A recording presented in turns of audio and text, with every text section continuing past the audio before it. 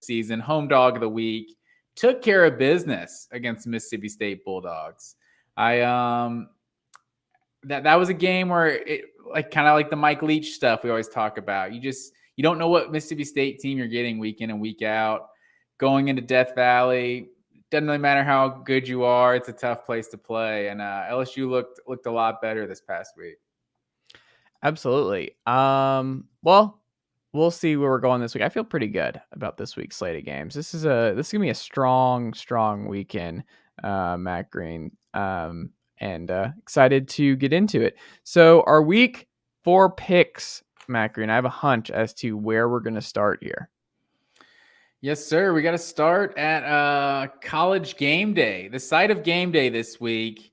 Florida Gators coming into Knoxville.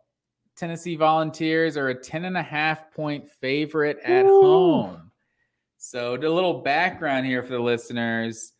Florida has won 16 of the last 17 in this series. Last 4, they've won by over 23 points per game. But it feels a lot different this year. Right now, Anthony Richardson has still not thrown a touchdown pass through 3 games. He has 4 interceptions and 2 tackles on the season, but still hasn't thrown a touchdown. This Florida team is just escaping South Florida this past week. I mean, they've been made the most entertaining team to watch in college football. Like 3 primetime night games the first 3 weeks. All of them came down to the final possession of the game. And Florida found a way to win 2 of them. But this team just does not feel very good right now.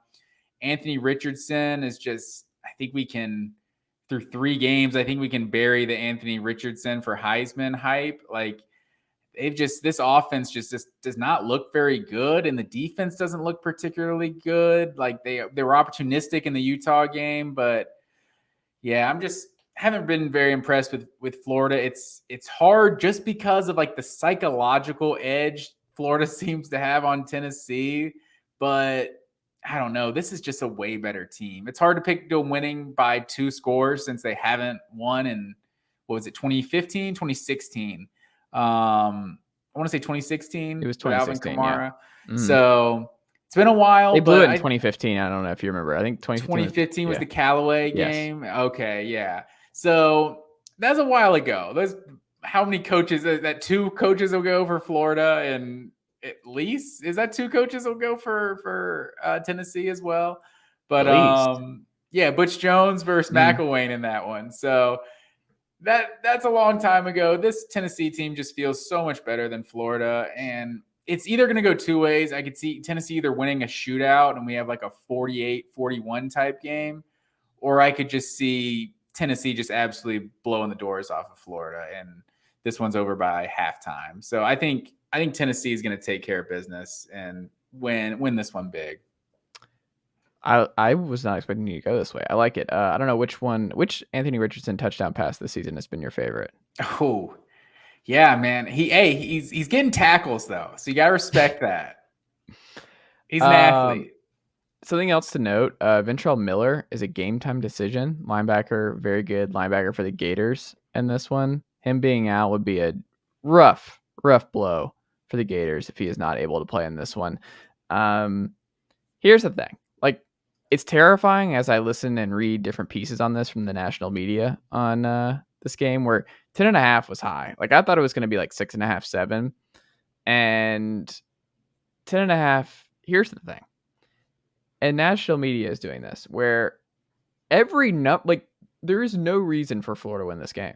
There's no reason. And you mentioned like the 2 ways: either Tennessee wins a blowout or it's a back and forth like 45-41. I think there's 2 outcomes.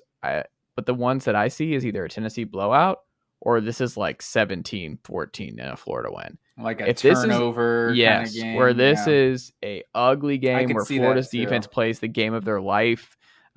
Tennessee really, really struggles, and Florida plays ball control because they're only going to run the football. And if they keep the ball out of Tennessee's hands and the Tennessee defense is on the field a bunch because the offense with tempo goes 3 and out several times, like you could see where the defense is on the field a bunch, Florida plays keep away, and it's a super, super low scoring game.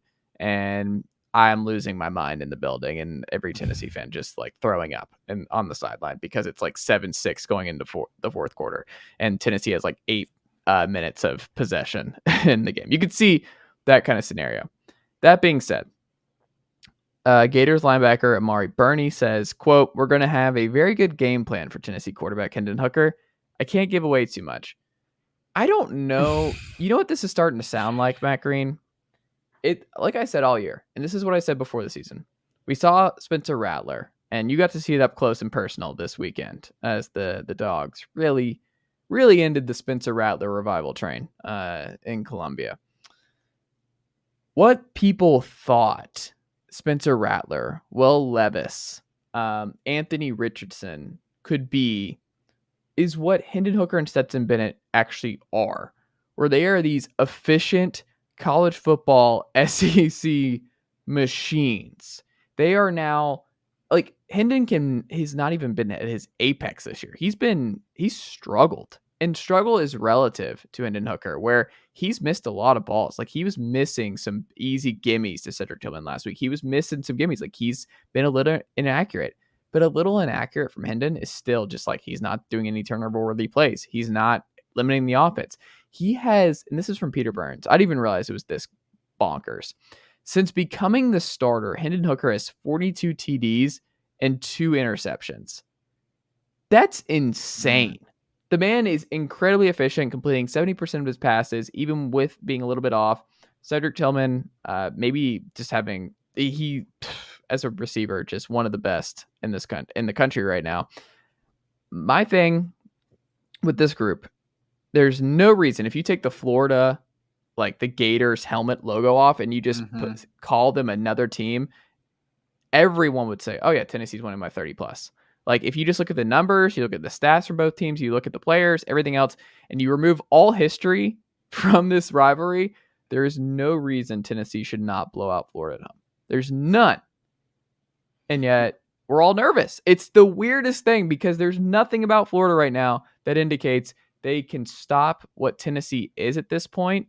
And Tennessee is a top 10 program in the country. And if you want to really get into that point where you are going to seriously challenge the Bamas and the Georgias of the world, you have to curb stop Florida here. Like there is a lot of pressure on this program to win big. I don't think you can just win low scoring in a dogfight like you did against Pitt.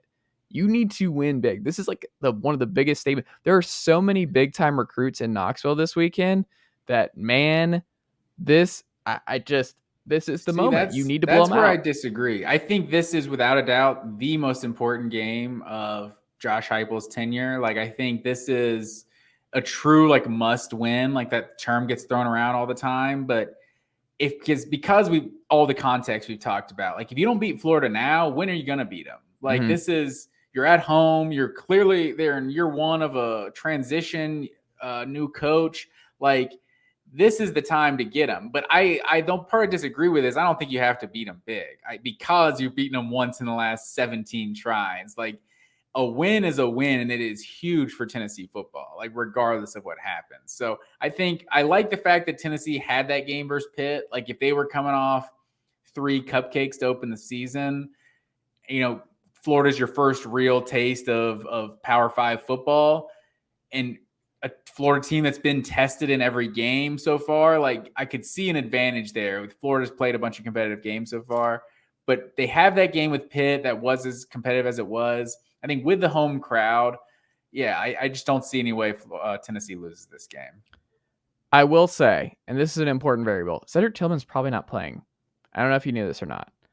I was not aware of that. He got hurt in, I think it was the second quarter on Saturday, where he got banged up. He got rolled up on his ankle, blocking downfield. And I forgot who it was who ended up scoring on that run. But he gets, he's blocking and he just gets kind of chopped by his own guy at the pylon.